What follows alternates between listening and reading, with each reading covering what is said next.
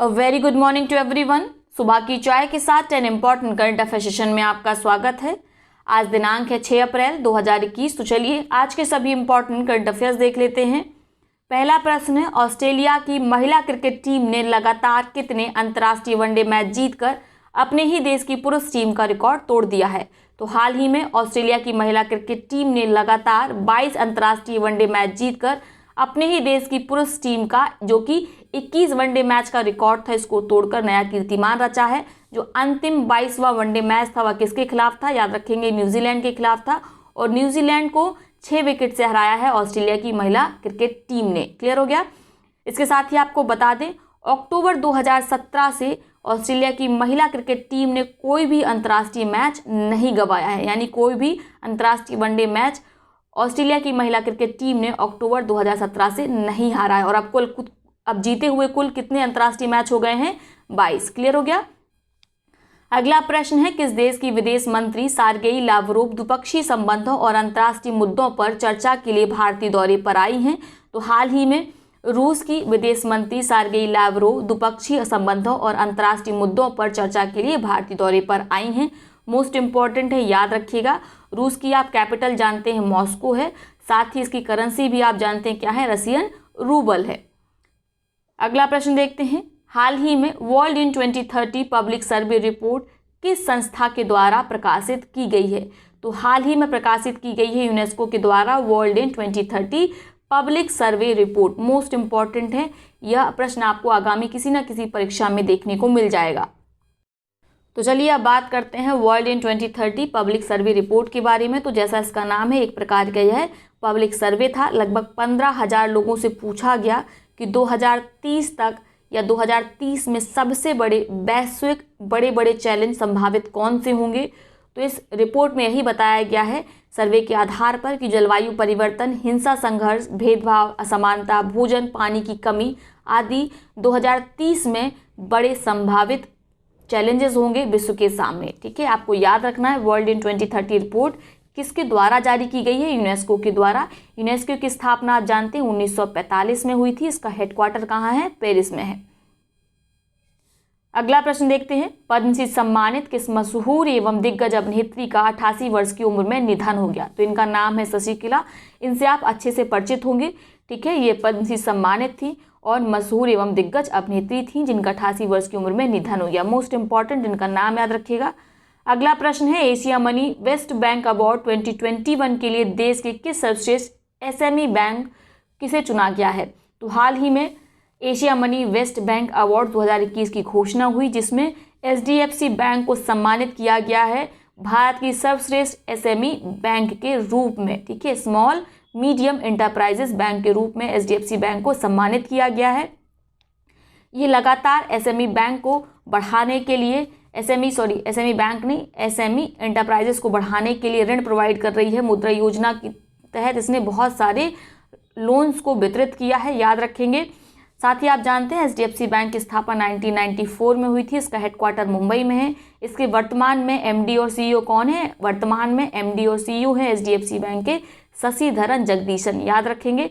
इसके साथ ही आपको बता दें, Asia money best bank award 2021 में जो एक्सिस बैंक है इसे दिया गया है सर्वश्रेष्ठ डिजिटल बैंक का अवार्ड। तो यह भी याद रखिएगा, मोस्ट इंपॉर्टेंट हो जाता है। यह भी एक्सिस बैंक को दिया गया सर्वश्रेष्ठ डिजिटल बैंक का अवार्ड। जो आरबीएल बैंक है, आरबीएल बैंक को दिया गया है सीएसआर के प्रयोग के लिए सर्वश्रेष्ठ बैंक का अवार्ड। मोस्ट इंपॉर्टेंट है, यानी सोशल रिस्पॉन्सिबिलिटी, जो टैक्स होता है उसका किस प्रकार से प्रयोग किया गया है आरबीएल के द्वारा, उसी के आधार पर इसको सर्वश्रेष्ठ बैंक का अवार्ड दिया गया है। क्लियर हो गया।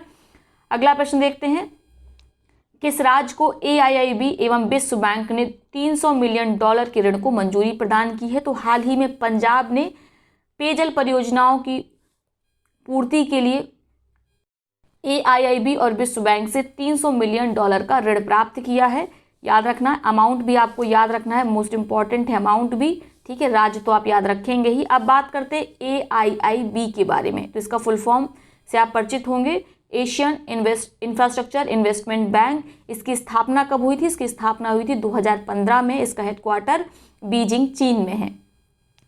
अब बात करते हैं विश्व बैंक के बारे में। तो इसकी स्थापना 1944 में हुई थी, 1944 में हुई थी। इसका हेडक्वार्टर वॉशिंगटन DC अमेरिका में है। क्लियर हो गया। अगला प्रश्न है, भारत के किस पहले पर्यावरण मंत्री का हाल ही में निधन हो गया? तो इनका नाम है दिग्विजय सिंह जाला।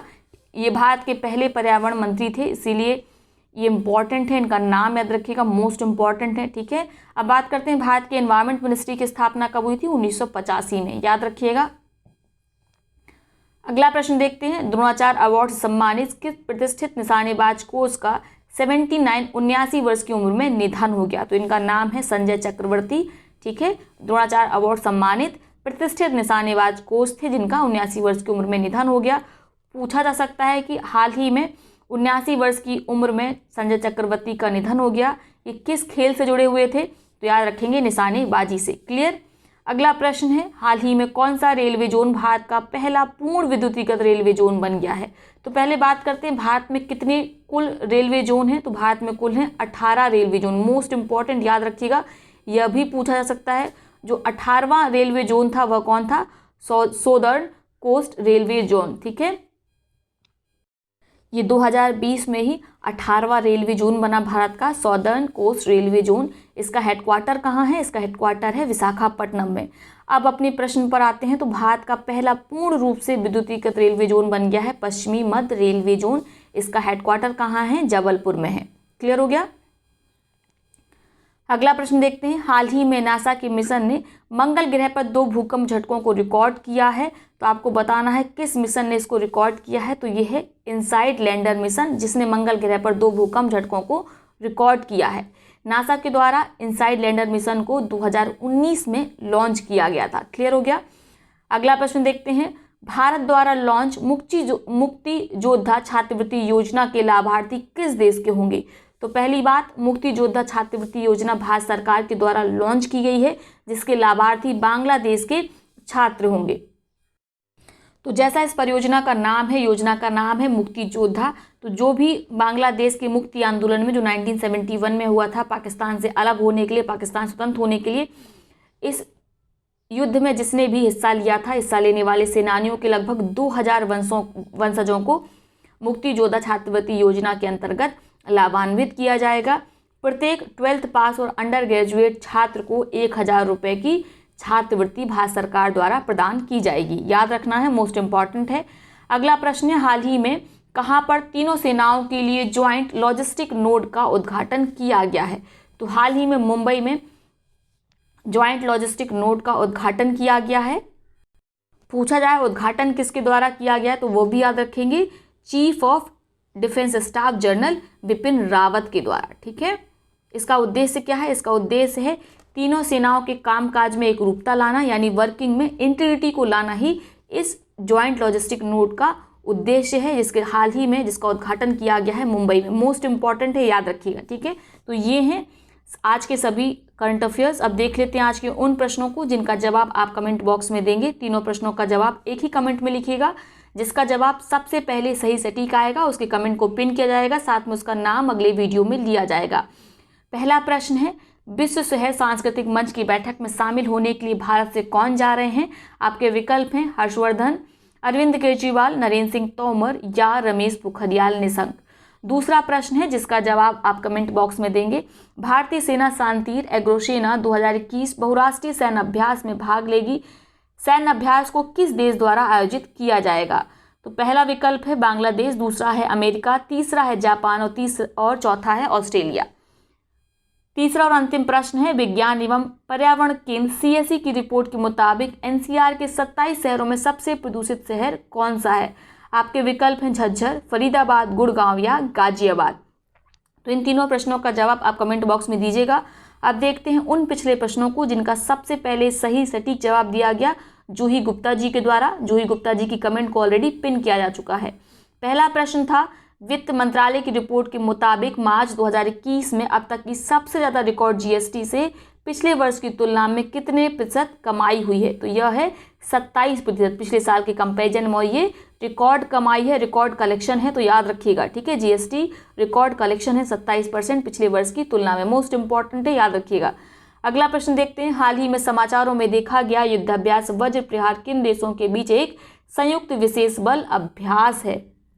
तो यह संयुक्त विशेष बल अभ्यास है भारत और अमेरिका के बीच। ठीक है।